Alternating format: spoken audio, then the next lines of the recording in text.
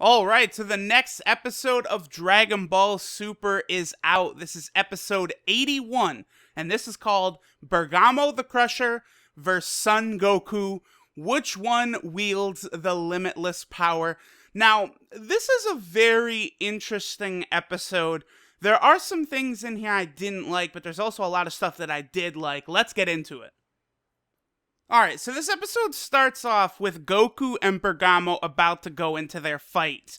And Bergamo begins appealing to all of the gods that are watching this fight. And he kind of goes on this long rant and explains some stuff.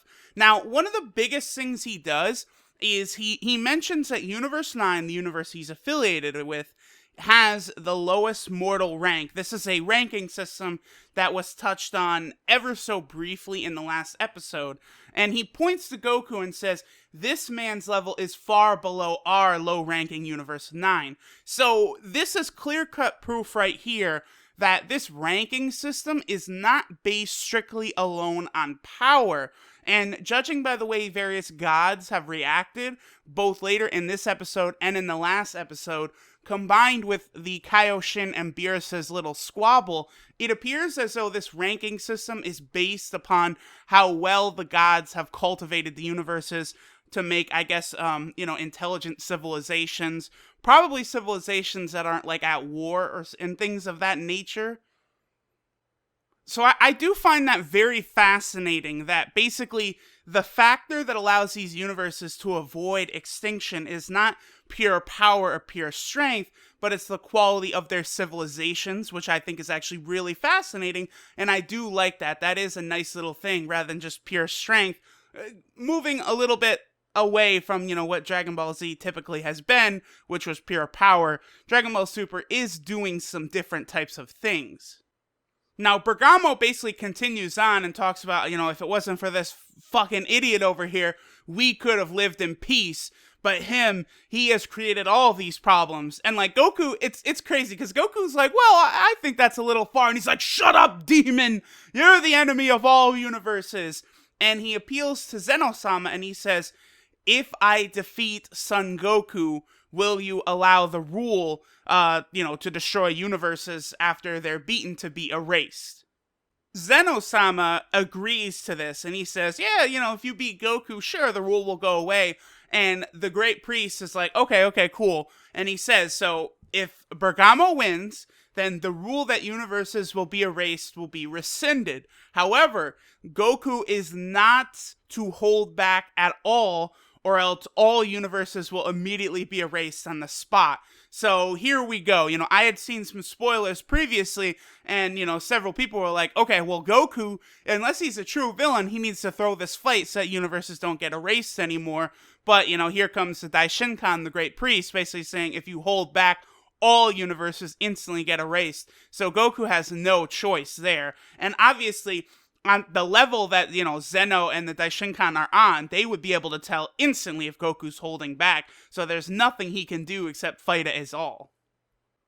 Now, what's interesting is we see the Universe 11 contingent, the Clown God of Destruction, and their Kaioshin, and they're talking with Toppo about what Toppo thinks of Goku, but he says that he needs to first observe Goku when he's serious before he can form any opinions about that. We also see several of the gods and Kaioshins, the gods of destruction and the Kaioshins, ask Champa, like, what exactly is with Goku? Why do Zeno and the Daishinkan overlook his insolence?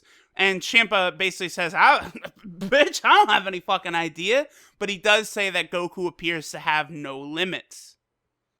So the third match of the Zen exhibition match begins, Goku versus Bergamo, and I do gotta say, the animation here was pretty good. Like, I was sitting here like, oh wow, this is nice. This is a lot better than a lot of the stuff we've seen previously in Dragon Ball Super.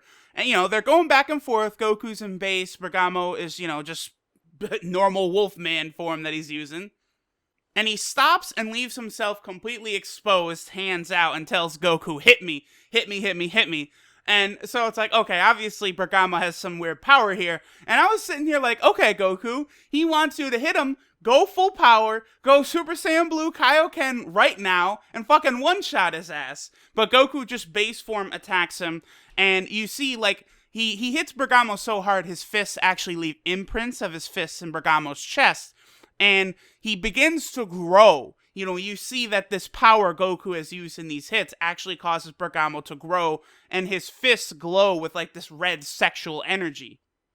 So at this point, Bergamo is able to turn the tables on Goku a little bit, and it's revealed that Bergamo uses his opponent's power against him. So all of Goku's attacks, Bergamo kind of absorbs, makes him go bigger, and then he kind of pushes it back on Goku. So to counter this, Goku goes Super Saiyan, and it's interesting because he is just relentlessly attacking, making Bergamo get bigger and bigger and bigger.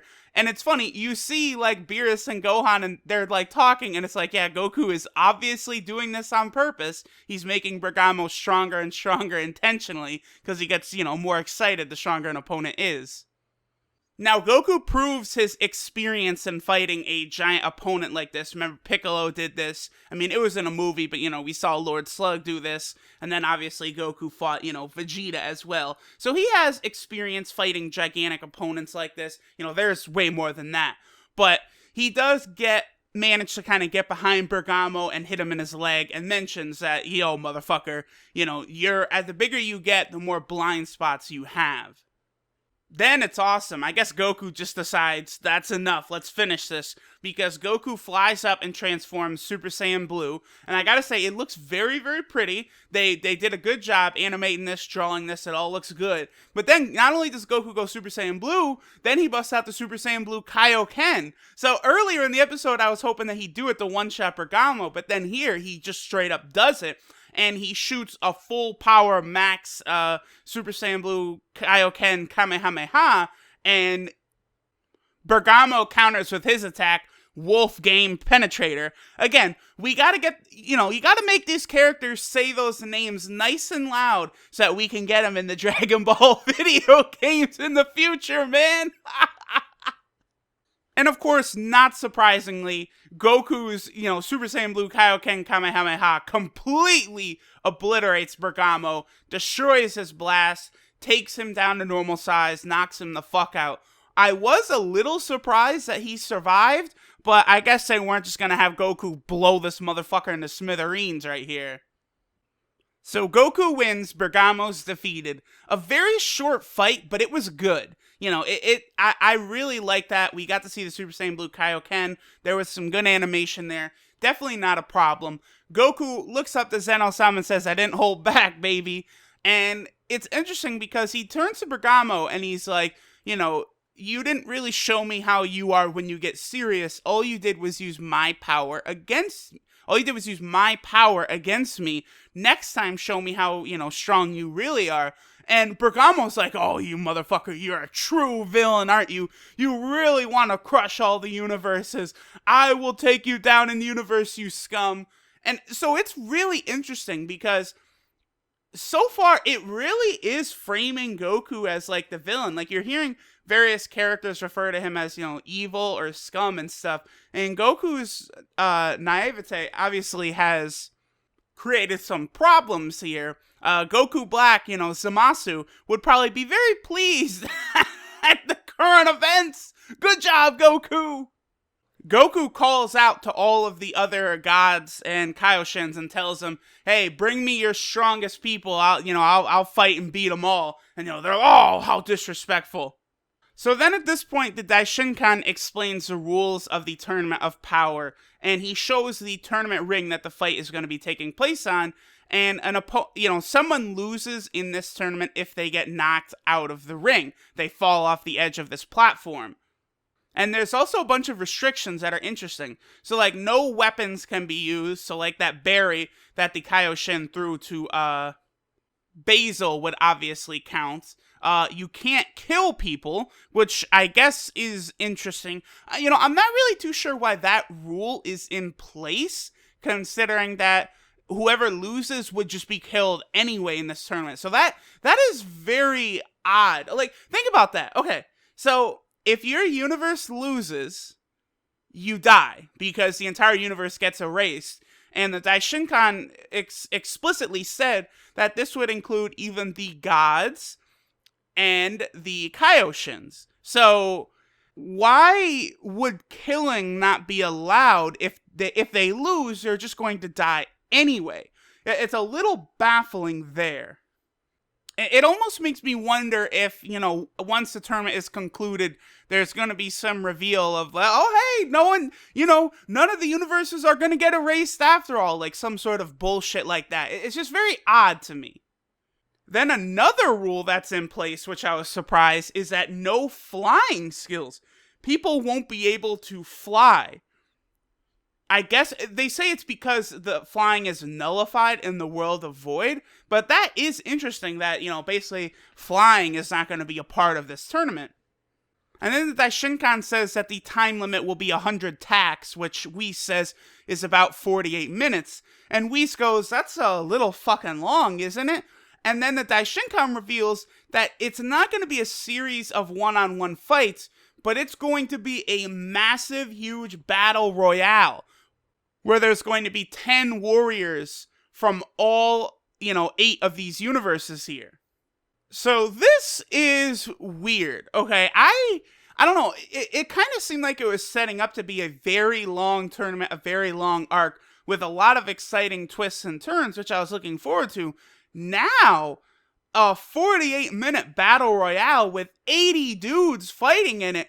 What this is showing me, unfortunately, is I don't think we're going to get a very good look at a majority of these 80 characters here. That's what this screams to me. And now, since this is a battle royale, the Daishinkan says that at the end of the time, when time is done, whichever team has the most warriors still left on the ring is the winner, or if there's only one warrior left, that team will win. Now, here's the thing.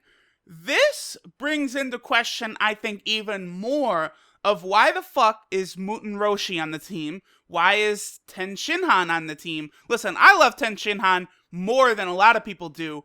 You know what? I feel like, never mind. I changed my mind on that right away. I do want Ten Shinhan. Even if he's not strong enough, really, to be in these fights, I do want that character to return. One of the OG awesome characters from original Dragon Ball. I want to see some new techniques, some new fighting from him. But, Goten and Trunks not being here is now even more baffling to me. Because if this is a giant team fight, then you're only I feel like you would only be as strong as your weakest fighter.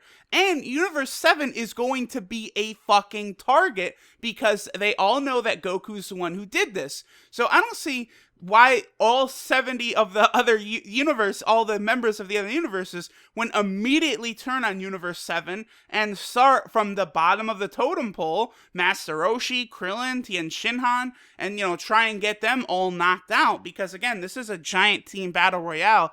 This is very odd, but at the same time, it does have me hyped to see how some certain things are going to play out here. And it's pretty funny because, Gohan and them are kind of like, okay, so, tactics are going to be very important. This is, teamwork's going to be important. And it's funny because Whis is laughing. He's like, oh, Goku's not good at that. And Beerus is like, oh, fuck. And then Goku's like, hey, Gohan, I'll be counting on you for tactics. And it is great because Gohan's like, I'll rise to meet your expectations, father. I love that moment. Now, then at this moment, Toppo actually flies down to the ring and he challenges Goku basically to a fight. And he introduces himself to Goku as the leader of the Pride Troopers from Universe 11, Toppo, the Warrior of Freedom. And he is kind of doing some poses, not quite Ginyu-esque, but, we're kind of getting the way there. And he basically says, if you bear evil intent, my fist shall bring ruin upon you. So I'm not sure if this is going to be kind of like that G Gundam Naruto thing, where it's like, oh, when you clash fists with someone, you're able to see inside their heart immediately. Like, maybe Toppo has some sort of power like that. And by fighting with Goku, he'll be able to understand if Goku is evil, which, if that's true, when he battles Goku, he'll be able to see that Goku is pure-hearted. There's no evil intentions in Goku. Selfish, sure. Goku has always been incredibly selfish. See, when we're talking about Goku and Dragon Ball Super, Goku being selfish is par of the course for Goku. He's always been selfish like that. What I myself have not been a fan of is his overbearing stupidity, which he was not like that in most of Dragon Ball Z. Of course, in Dragon Ball, yes, he was an ignorant child who was, grew up basically completely by himself and knew nothing of the world. By the time he got to Dragon Ball Z, he was able to actually fucking think with his head and stuff. And Dragon Ball Super, it's basically, with Goku's attitude, Dragon Ball Super essentially pretends that Dragon Ball Z did not happen. Goku's mental growth from Dragon Ball Z is not present here in Dragon Ball Super. That's my problem with Goku's character. His selfishness, that's just how Goku's always been. That's fine. But I do wish they would have Goku not be so knuckleheaded. Now, I don't have any complaints about Goku in this episode. This all seemed, fine to me. But, we'll see what happens later on. And so that's how this episode ends, with Goku and Toppo about to do battle. The next episode should be very good. I'm definitely very excited to see what Toppo is all about.